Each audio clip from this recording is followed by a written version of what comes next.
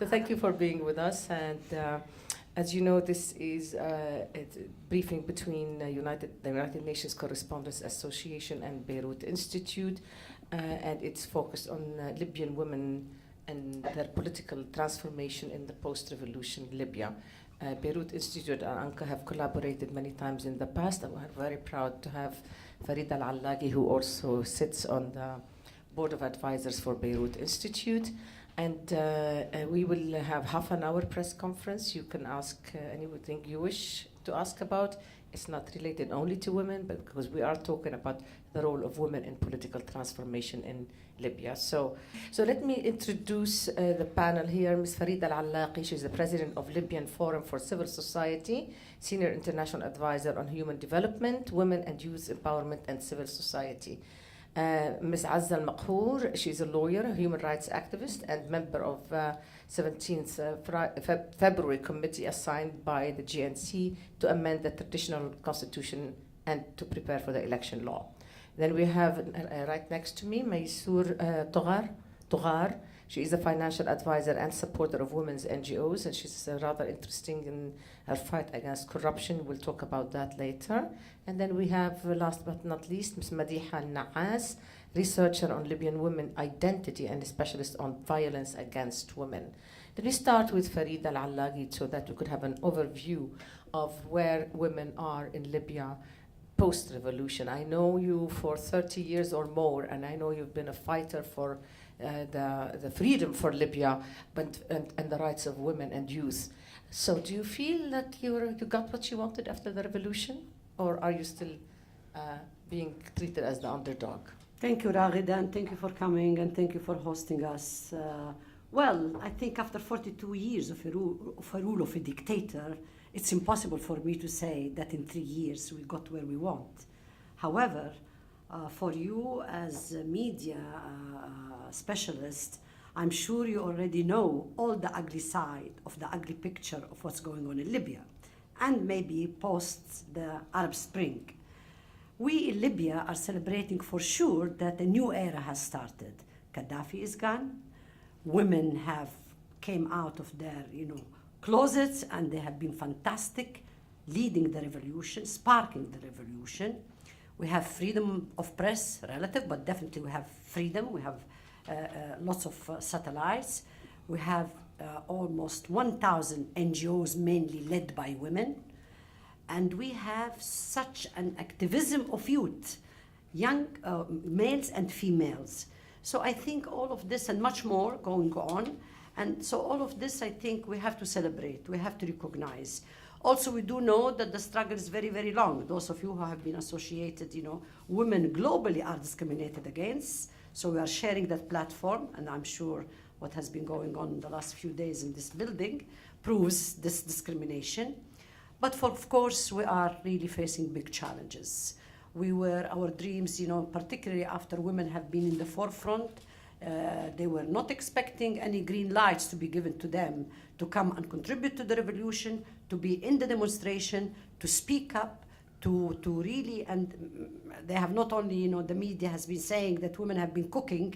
Women have not only been cooking in Libya, many women have been smuggling arms, collecting money, supporting their sons or pushing their sons to go to the war.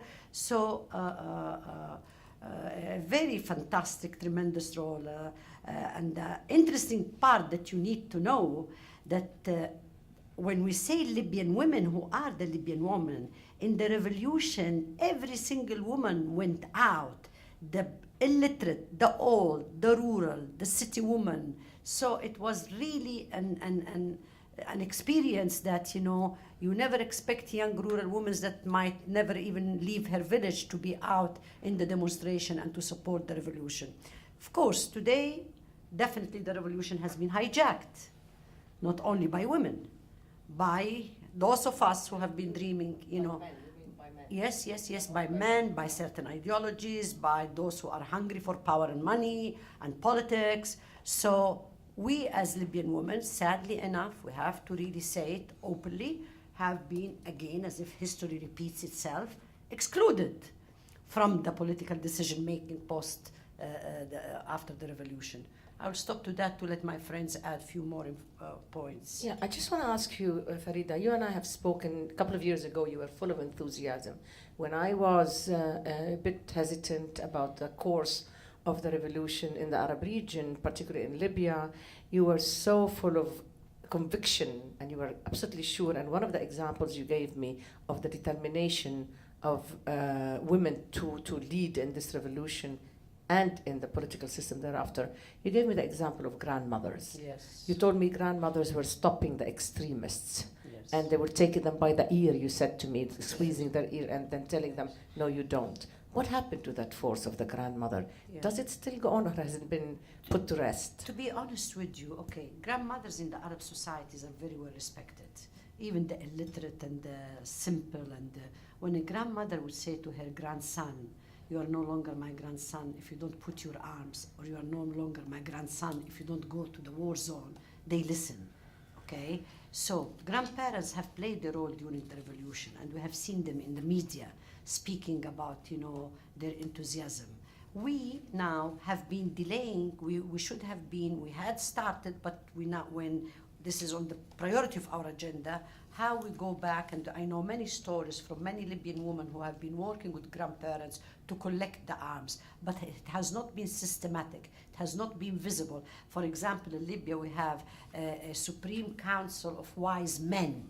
Now we are planning to have a Supreme Council of Wise grandparents, women. So grandmothers, yes. So I think this is one of our item agenda that we really need to capitalize on, and to use, particularly now we have a big problem with the arms and the security issue that Azza and others will be covering. Azza, we will be speaking about the security issue, which is very important. In fact, let's start with that instead of the constitution. Let us start with the security issue. Are women more of a victim, or otherwise, in other words, are women a victim more than men in terms of the security dimension of what's going on in Libya? Are women targeted more on multiple levels, or are they just equally the same victim because violence is not gender biased? Before maybe I answer this question, it's a direct question, I would like to mention that our resistance in Libya is different than maybe other countries of the regions. And I think the fact that we are having a normal life, ordinary life every day. We go out, we buy our grocery, we go working, we go to weddings in the evenings, is a sign of resistance. We are resisting the situation of instability, the situation of security, the danger that you feel every day, and you still go out. I think it's the same in Beirut, probably. It's the same in Lebanon. So before, when we see people in restaurants in Beirut, you would say, how could they go to restaurants and there's a war? We are experiencing the same thing. So I think this is, for me, it's a form of resistance. And it's a powerful way to resist the situation that could stop you from living a normal life. Answering your question, of course, women are more vulnerable towards security situations, just for one reason, in my opinion, that women has never been involved in any conflict. They are not directly involved. They don't have arms. They don't use arms. So when someone wants to steal from someone else, he would target a woman because he know in advance that she has no gun. Whereas he know that he has doubt that the man facing him, he may have a gun. So this is I think we are threatening by guns these days. Women are feeling really under threat. And I think that the fact that, of course, when women feel threat, then her feelings, her negative feelings goes on to others, to her kids, to her family, to her. So it's not only her feelings. This feeling of insecurity goes spread all over the place, and it is very negative feeling. So in my opinion, of course, women are more vulnerable. Women are more affected by the security situation than men, for certain. I'm pretty sure there will be questions on the security dimension, because I think it's fascinating, and I'm pretty sure some people would like to know whether there is any organized resistance to the security threat, and particularly if there is a continuation of the use of rape of women as a tool in making a point, a terrible point, of course, whether it is happening in Libya like it's happening in other places of the Arab region. But before I let you go, Azza, I'd like you to address the issue of the constitution. Women in Tunisia had been able to put their foot down and say, yes, we matter, and yes, we will make a difference, and no, you will not have a constitution without us. In Egypt as well, women have been equally vocal in making sure that the confiscation of the constitution did not take place. Now, what are the challenges to you in Libya in terms of the constitutional process? Is it that you have, whereas the weakness of the Muslim Brotherhood was clear now in both Tunisia and Egypt, is it that they are really gathered and they gather strength as well in Libya, or is it the traditional Islamic sort of resistance to having a constitution that will take women into account? What's going on with the constitution process? I would not depart from the point that the constitution is there's a group against and group pro. It's a process that everybody has to participate. Everybody has his own wordings, and it's a consensus somehow. And we hope that we reach a consensus on the constitution. So let's see it from another point of view. It's women has the rights as any other group in the society, and they have to make sure that these rights are guaranteed. It's as simple as that. You start with the point how many women are in the Constituent Assembly. We have only 6 women and 60 men in the global number of 60. So it's only 10%. So this is one weak point. In the Constituent Assembly, I'm speaking, not on the Parliament, because the Parliament we had 17.4% women present in the Parliament, but when the election law was drafted for the Constituent Assembly, they made sure that the quota is only 10%. So you see how you can lose your rights very easy. You started with 17.4% presence in the parliament, you end up after a year with only 10%. That's why you need a constitution, because if you have a good phrasing in the constitution for your rights, then you cannot play with the law. You cannot come and change the law of election law, for example, just because you want to change it or because the head of the committee doesn't like women, or he has something against women. So your rights are guaranteed by what? By the constitution. So today we have only 6 women in the Constituent Assembly, which is a pity. Okay, and I think number is important as much as the women who are in the committee is important.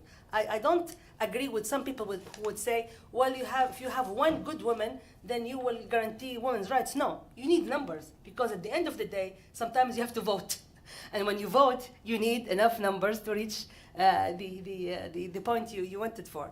Of course, I think what happened in Tunisia and in Egypt are very important for us, and I think we have to get lessons out of this.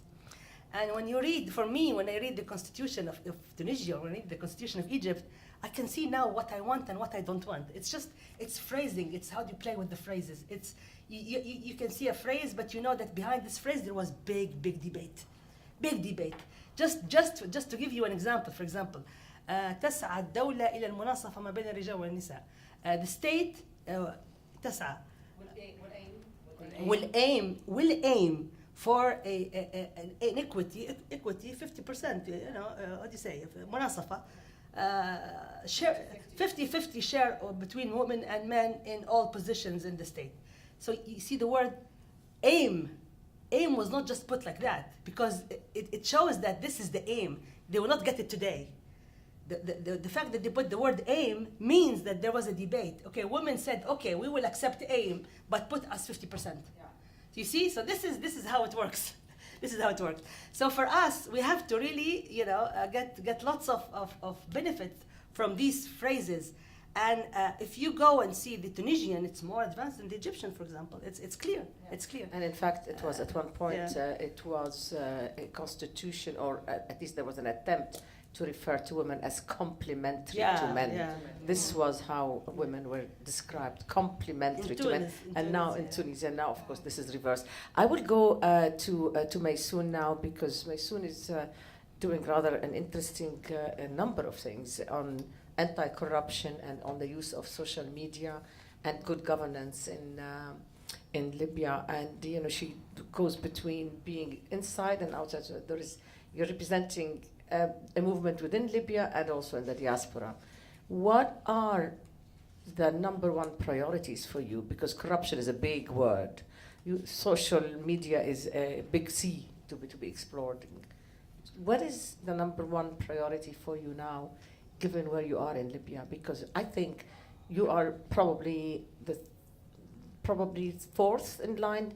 But if you want to speak of success, you would speak of Egypt and Tunisia, then maybe followed a little bit by Yemen, because Yemen, they have replaced centralization with a federal system, which is new to the Arab region. Then we have you, because unfortunately Syria is the biggest price and the saddest state of the process of an Arab change in the Arab region. So tell me about where you are. Good afternoon.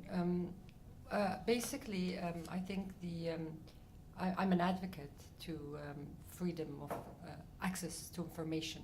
I think information makes a big difference when you have the access to information, and government is liable and accountable to give any information we request. Basically, from tenders to decrees to decisions, there are many obstacles. There's no proper systems to make us to give us access. So for me, it's transparency in the way that the decisions are made, the ways that the laws are made, and for us to also be involved in policy making. Media has played a big role. Social media has even played a bigger role. I mean, we have decisions that have been cancelled because of campaigns in social media, Facebook, Twitter, YouTube. I think it's the biggest threat to all our politicians today. The fourth authority, media. They are terrified from media, and I think it's a tool that it has its negatives and it has its positives. But I think for us, it's a tool that could be utilized in the proper way and to lobby for causes and issues, and also women issues. I mean, from the quota for the constitution. I mean, even the 10% that we gained was through lobbying, because at the beginning they didn't want to give us anything. So for me, that's really the main issue, and I would like to concentrate and build awareness and education. And for us today, I mean, as young as youngsters, teenagers, they're very politically active, and you see they're so politically aware. You read their comments, you read their status, so everybody's involved.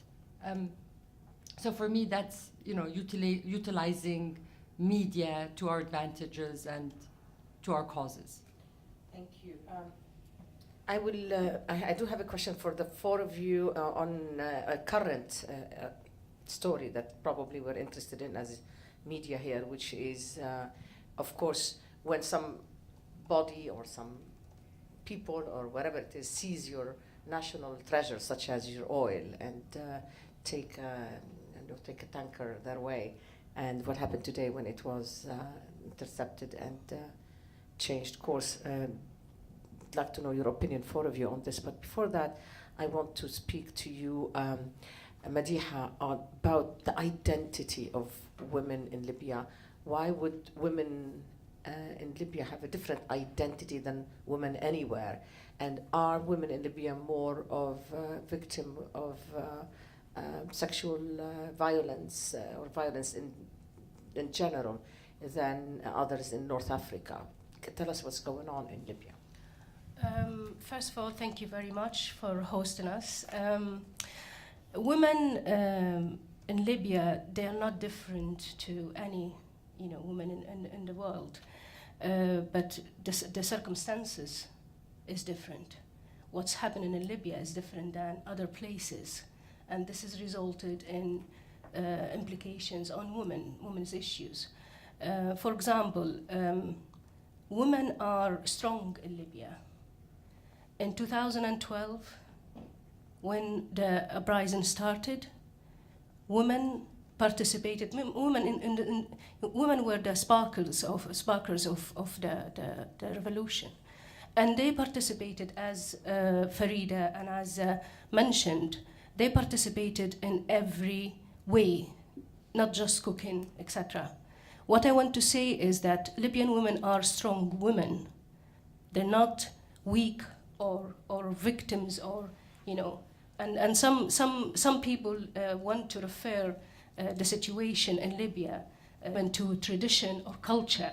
It's not, because for 42 years women did not participate in a public sphere, but when Gaddafi is gone, women unprecedentedly entered the public sphere, and they created so many women's groups, as Farida mentioned, over 1,000 women's groups, and they, between charity work, they did activism, capacity building, training, raising awareness, etc. Even the election, the 2012 election, most of the work on the ground was done by women in the vote polls and stations, and the preparing, the capacity building, training, etc. This is, and even in the vote, 47% of all votes were women, of all voters were women. So Libyan women are not weak or victims, etc. But it's the security issues affect men and women, but particularly, and I agree with Azza, women are more vulnerable to the lack of security. Sexual violence is used in Libya as a weapon of war, like it's used in so many parts of the world. What I would like to add is the fact that for 42 years, Libyan women were out of the map. We don't know much about Libyan women because there was no researches, studies done on the ground. For 42 years, Libya was closed. Gaddafi would not allow any genuine empirical research to take place in Libya unless it's part of abolishing his image, and unless it is part of his propaganda. This is fact.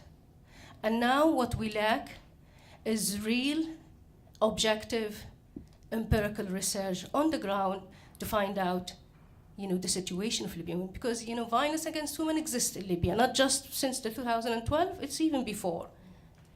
As it is in the world, it's a global issue. Violence against women is a global issue, and we are part of this world. So what we need really at the moment is working on the ground to find out the scale of violence against women, and there's no sufficient services for women experiencing violence, victims or survivors. There's no sufficient services for women in Libya. Before there was only the hotline, and after 2011 that's gone, and now we don't know. I appeared on TV twice just talking about gender-based violence, and the result was I was bombarded by phone calls and messages from women seeking help. And I felt so hopeless because I didn't have anything to offer these women. There's no service. Are you getting organized? Are you getting now more organized? Are you getting help in offering the help that women are crying out for? Is the UN being helpful to you?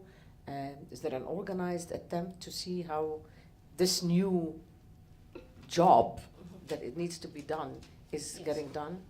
The problem at the moment is whenever you talk about women's issue, they say, oh, hold on a second, we have the security issue. In fact, security issues is women's issues. And women should it doesn't mean to exclude women's issues. So when you talk about, services for women or anything, for example, in the parliament, the issue of violence against women was never debated or brought to discussion. Although there is the Committee of Human Rights, they have committees, subcommittees in the parliament, but this issue's never been brought to discussion. Although there are cases which shook the Libyan nation of violence. Sorry. Do you have questions? Okay, hold on then.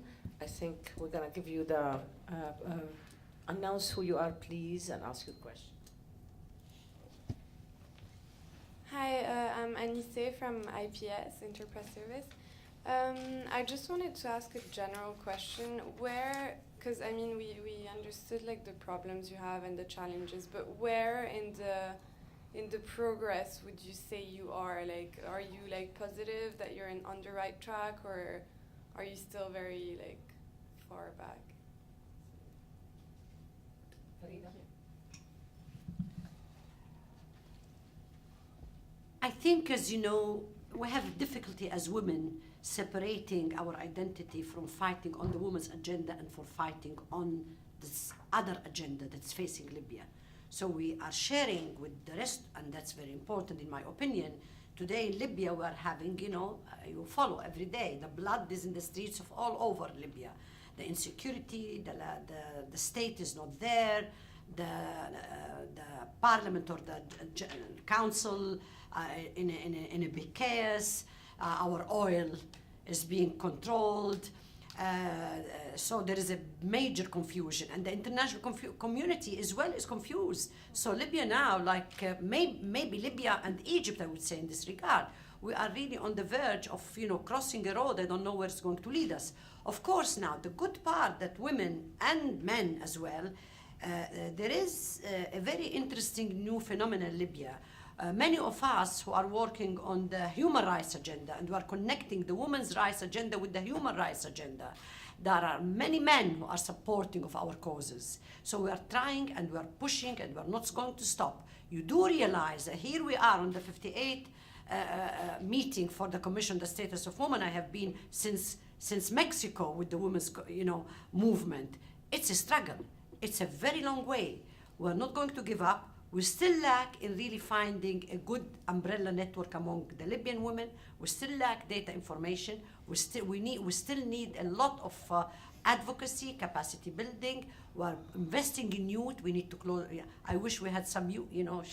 They're younger than me. So what is the good? We are gaining because, as Madiha has said, and when Azza spoke about this 17.2%, it was the women who were really pushing for the election law, the first election law. So I think we are not going to give up. It's a long struggle. We are uniting. We are going to form the alliance among Libyan women, which does not exist now, and the struggle is quite long.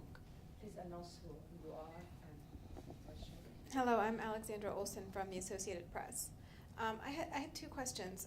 One, I wanted to know how the recent political occurrences, how you see that affecting your struggle, the ouster of the Prime Minister, and you were talking about the revolution being hijacked. So I just wanted to know concretely, how do you think that's going to affect women?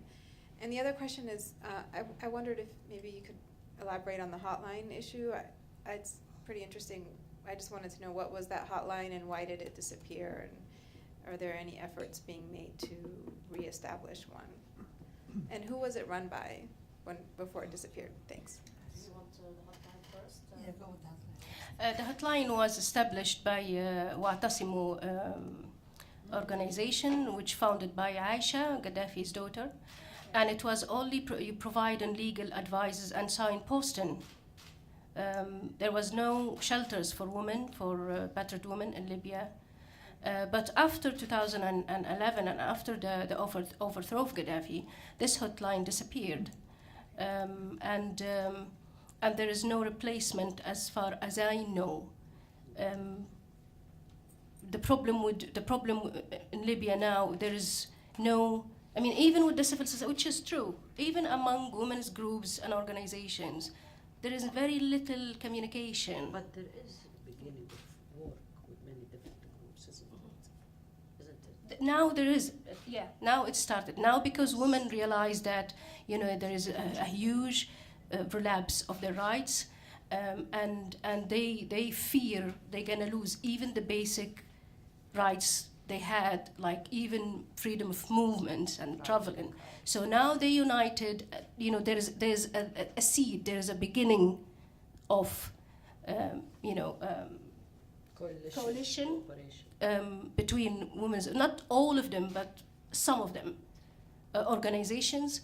And I blame on this, I blame the confusion of the funders or the donors who, contributed even more to the fragmentation of women's movement in Libya, because to put funds to different projects and to create this kind of rivalry climate between women's organizations, who's going to get this fund, without a study on the ground to find out what are the needs of Libyan women, to create projects based on the need of Libyan women.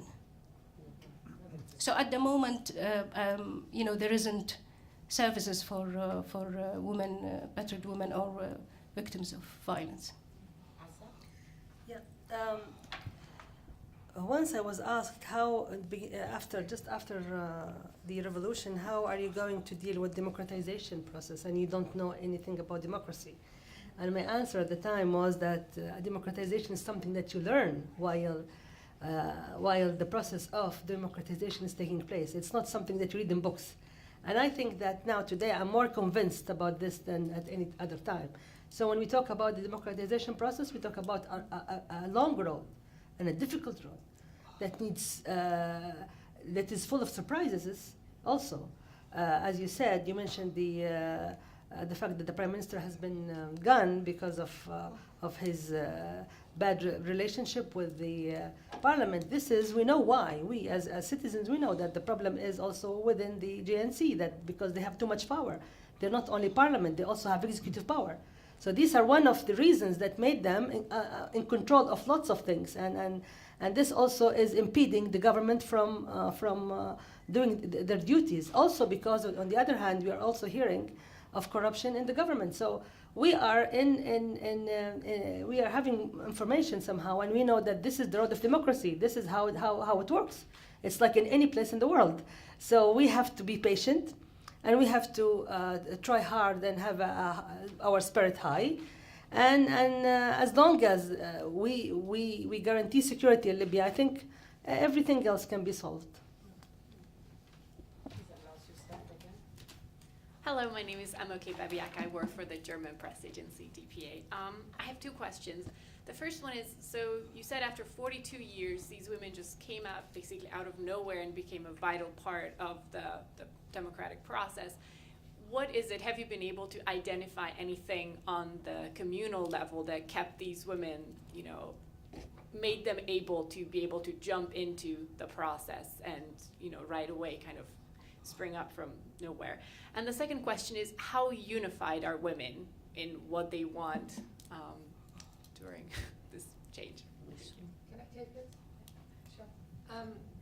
I think you asked what unified us, how come women came out after 42 years. I think it's very simple, we had a common enemy. And we were used by men because you saw a lot of civil modern women talk to the media, talk to the press, on TV, and it was fine at the time. But when revolution was over, we were expected to go back home and, job done and leave it up to them. So that's the problem. Today we don't have a common enemy. Our enemy is gone. Today our enemy is within ourselves, among each other. So that's the real problem. And some men see us as the enemy, unfortunately. Azza, you want to say something? Yeah, I just wanna say that we cannot deny the past of women's struggle in Libya. We didn't come out like this. I mean, Farida Allaghi has been in the diaspora as an opposition to Gaddafi for a long time, and then she's still here now doing a lot for Libya. So it's just the struggle is different.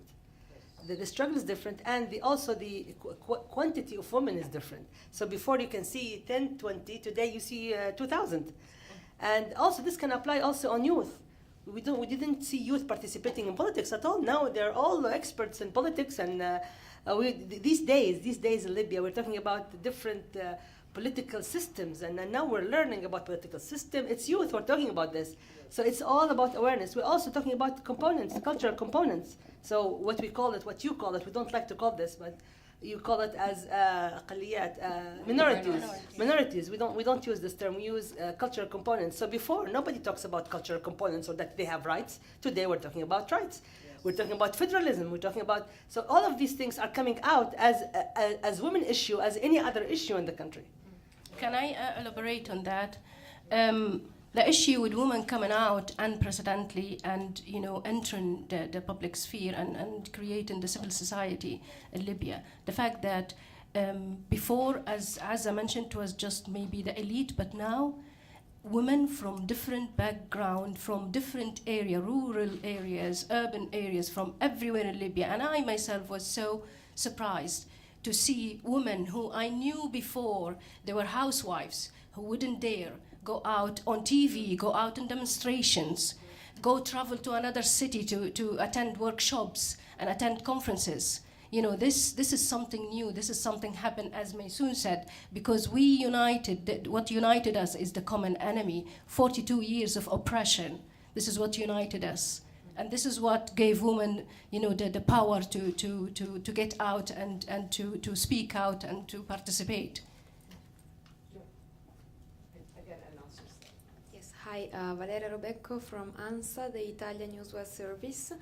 I want to know what are the next steps and the next action that you plan to take to increase the number of women in the parliament or like in the political decision making. Thank you. Yeah. First of all, we are really working.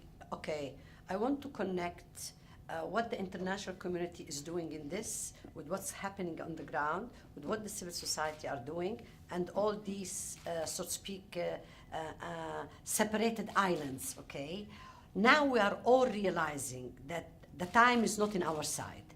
So we are giving priority to prepare particularly awareness campaign all over Libya to really empower women to go to vote, and particularly to vote for women candidates.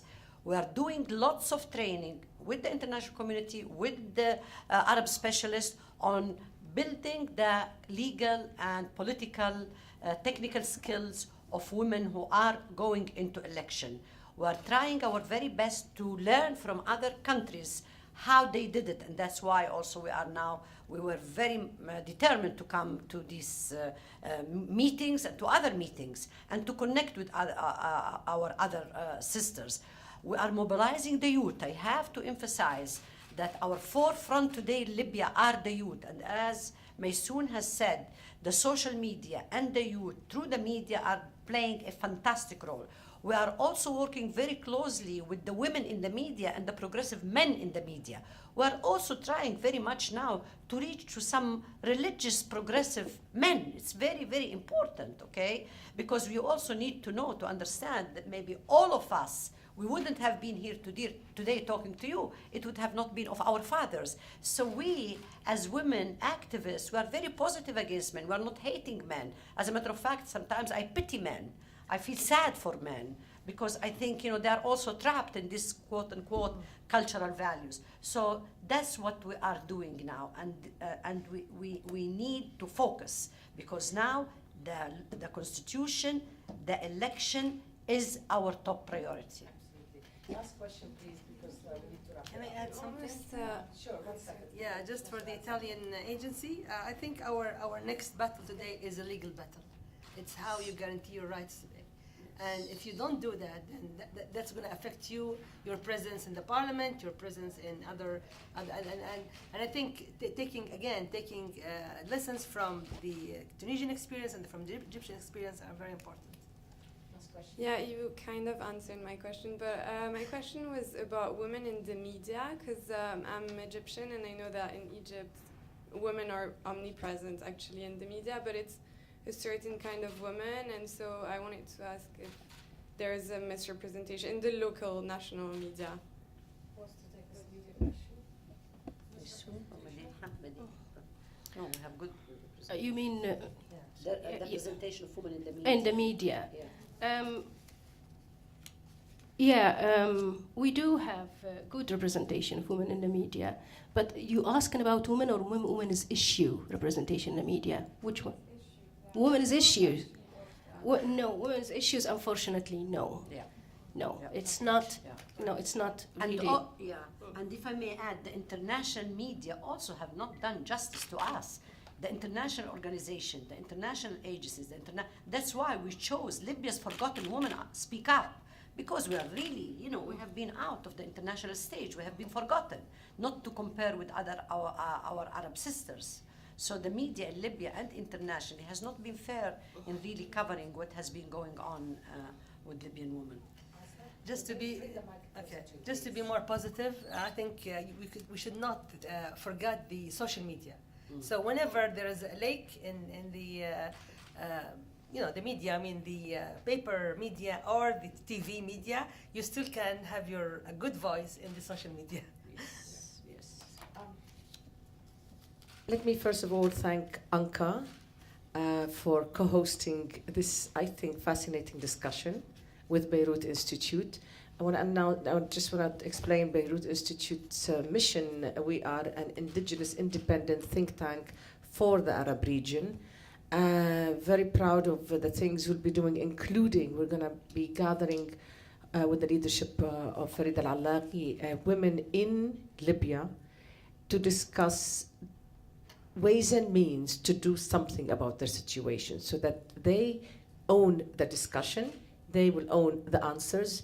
We will hope to bring this out internationally like we always do in Beirut Institute, deliver it to different addresses internationally, and hopefully, I am sure, once women such as the women with us tonight, this afternoon, this morning, once they have a discussion about what to do about it, as you could see, this is a great example of how great women in Libya, from Libya are. And I want to thank all four of you for joining us today. Thank you very and much. Keep it up. We need it. We need it not only in Libya, we need it even in place like Lebanon when there is no law against, they have not passed a law, they have not allowed a law to be passed prohibiting violence against women. And you had two murder cases. And so imagine that this is a very sort of liberal, advanced country, and we do not have any such law. Take a look at the number of women in the parliament in Lebanon. It's a shame. It cannot even mention that. And finally, they had one woman, with due respect, all due respect, she's wonderful, but only one woman in the new government, whereas in the last government, not even one. And I bet you that you all know, especially Farida, who partially lives in Lebanon, that we too in Lebanon have formidable women like you are, like the four of you are. I thank you for joining me. Thank you very much.